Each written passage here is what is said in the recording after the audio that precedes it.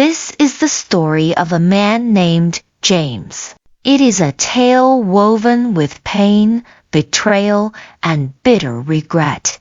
It tells of a boy who swore he would never follow in his father's footsteps, yet ultimately became the very thing he hated most.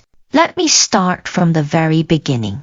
James was born and raised in a ghetto of Chitangwiza, a place where life was unforgiving. Hope was a rare commodity, and family supposed to be a sanctuary became the source of all his suffering. His father was Mr. Morgan. Mr. Morgan did not start out wealthy. He began with absolutely nothing. But through relentless hard work, a stroke of luck, and an unyielding drive to succeed, he amassed enormous wealth. He owned multiple houses, vast stretches of land, and several thriving businesses, with more money than most people in the entire city could ever imagine. Yet wealth never softened his heart. Coming from a polygamous family, Mr. Morgan firmly believed that taking multiple wives was a symbol of power, social status, and true manhood. So as his fortune grew, he collected wives one by one and, till James reached adulthood, Mr. Morgan had 20 wives living under his roof, 20 women vying for his attention, 20 households steeped in jealousy, favoritism, and cruelty. James's mother, Tanya, was his very first wife. When Mr. Morgan brought home his second wife, Tanya wept and begged him not to shatter their family. But he turned a deaf ear, speaking coldly that this was his tradition, his legacy, and the way things would be. Tanya was pushed to the margins, the forgotten and ignored wife, left to cook, clean, and suffer in silence. The newer wives were showered with fine clothes, ample food, money, and Mr. Morgan's full attention, while Tanya had nothing but sorrow. James grew up witnessing all of this. He watched his mother cry silently into the night, saw his father treat her like a mere servant, and endured the other wives' disdain as they blocked his opportunities, refused to let him thrive, and denied him any shred of happiness. Most people in the community looked down on James, listening to him only to wait for their turn to speak, with no regard for his feelings, dreams, or inner pain. Then he met Tandy. Tandy had gentle, kind eyes, and when James spoke, she truly listened, not just to reply, but to understand him. She saw the good in him even when he could not see it himself, and James fell deeply in love with her for that. He also cherished her unwavering patience even when he had nothing. Tandy believed in him, never doubting that he would build a better life. The two shared a profound love, and they married in a small, intimate wedding in Chitangwiza. Family members pitched in for the ceremony, especially Tandy's relatives, who wanted their daughter to have a hopeful start to married life. With no home of their own after the wedding, they moved in with James's older brother, Lucky. Lucky was working hard to build a stable life for his own small family, and he welcomed James and Tandy with open arms. James worked tirelessly, and Tandy stood by him wholeheartedly. She stretched every meal, managed their meager finances with extreme care, and turned their modest living space into a warm, stable home. They saved every penny they could until they finally had enough to rent a small house of their own. Life was good for a time, Tandy soon gave birth to their first child, a son named Lee. James was overjoyed, still affectionate and grateful, often telling Tandy how much he appreciated her standing by him during his darkest days. He took her on special outings, treated her with kindness, and felt proud to have her by his side. As time passed, James's hard work paid off. He opened a chain of butcheries, and his business flourished, earning him respect and admiration in the community. He finally felt important, like he had made something of himself. At first, he remained loving and thankful to Tandy. Then Tandy became pregnant again, and an ultrasound revealed they were expecting a baby girl. James was ecstatic, declaring that a son followed by a daughter made the perfect family he had always dreamed of. He would tenderly touch her belly, feel the baby kick, and seem fully invested in their growing family.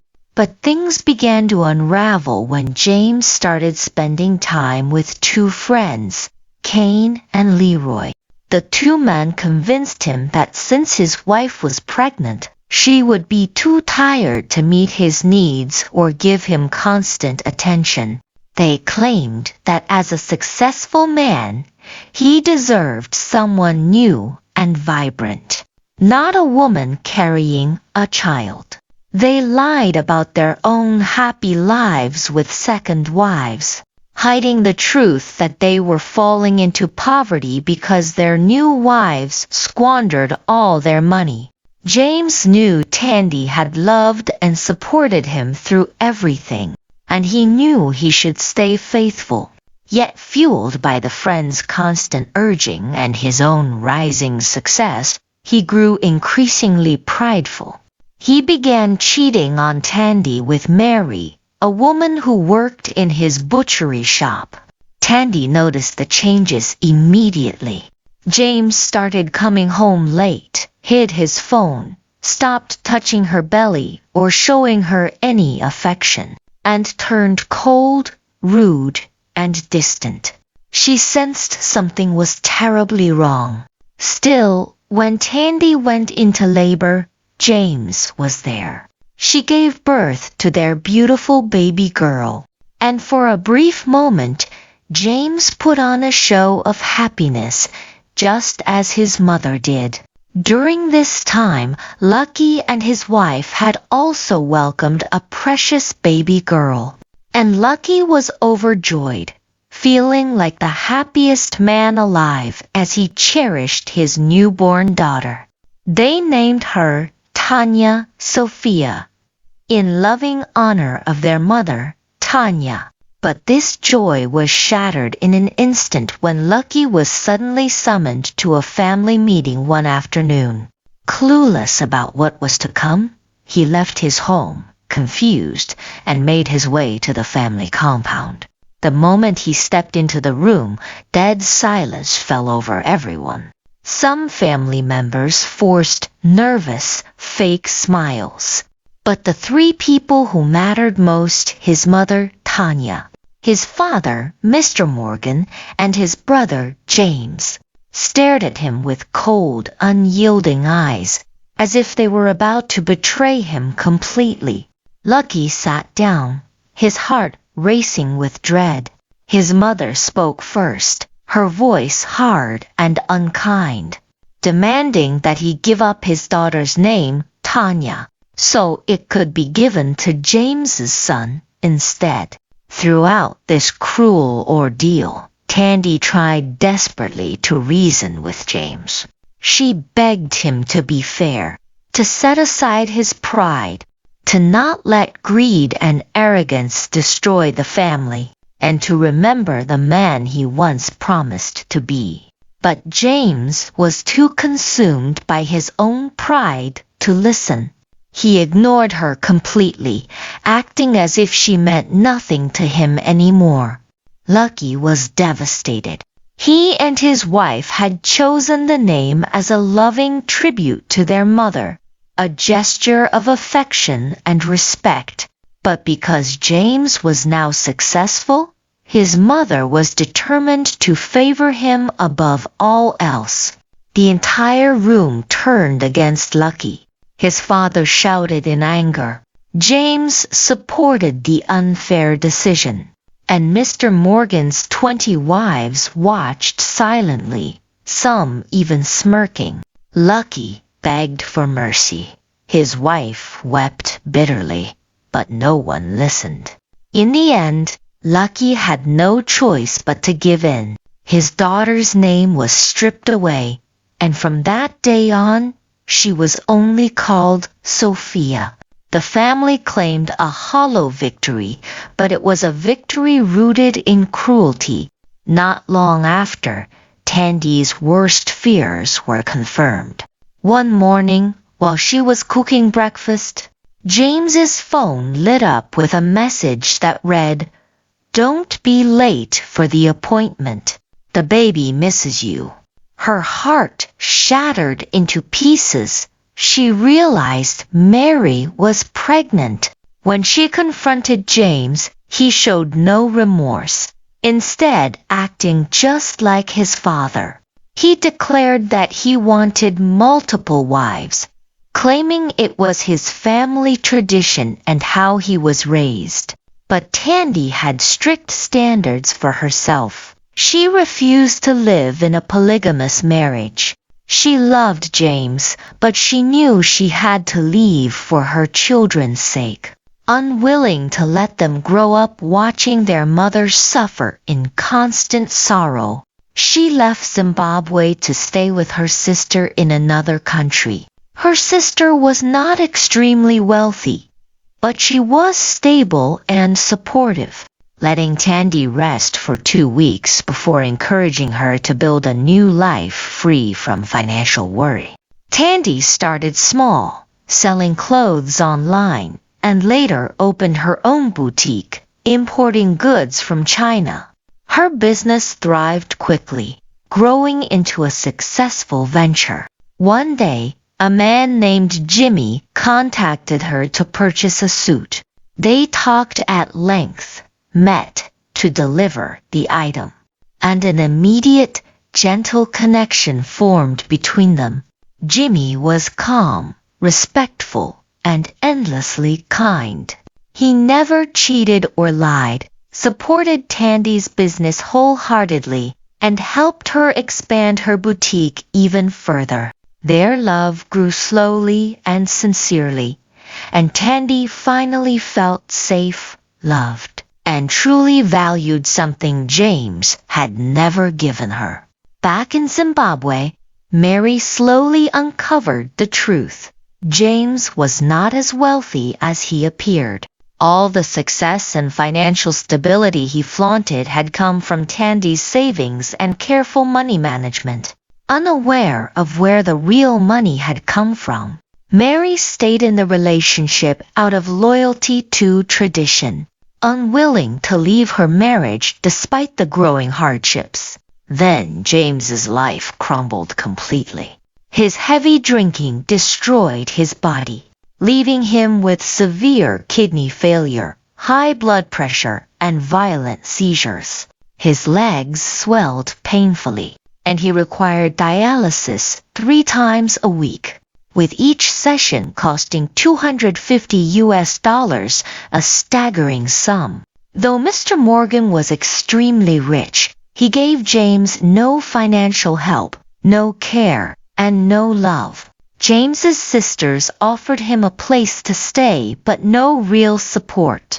The only person who stood by James was his brother, Lucky. Lucky was barely making ends meet for his own family, but he sacrificed everything. He worked extra long hours, skipped meals, borrowed money from anyone he could, and paid every single dialysis bill. He took James to the hospital, held his hand through the agony, cleaned and fed him, and stayed by his side through every terrifying moment of his illness. The exorbitant medical bills pushed Lucky to the brink of bankruptcy, draining all his resources.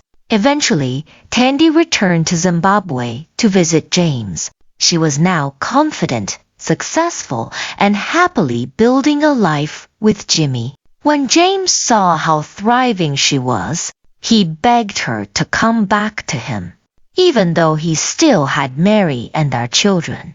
Tandy refused gently but firmly. She had healed from her pain, and she would never return to a life of heartbreak. James's health declined rapidly. One night, in the Chitongwiza ghetto where he was born, he suffered a massive seizure while sleeping beside Mary and their children. Mary screamed in terror, and neighbors rushed to help. They took him to the local hospital, but it was poorly equipped, with no available doctors and broken dialysis machines. They rushed to drive him to the capital city for emergency treatment, but they never made it.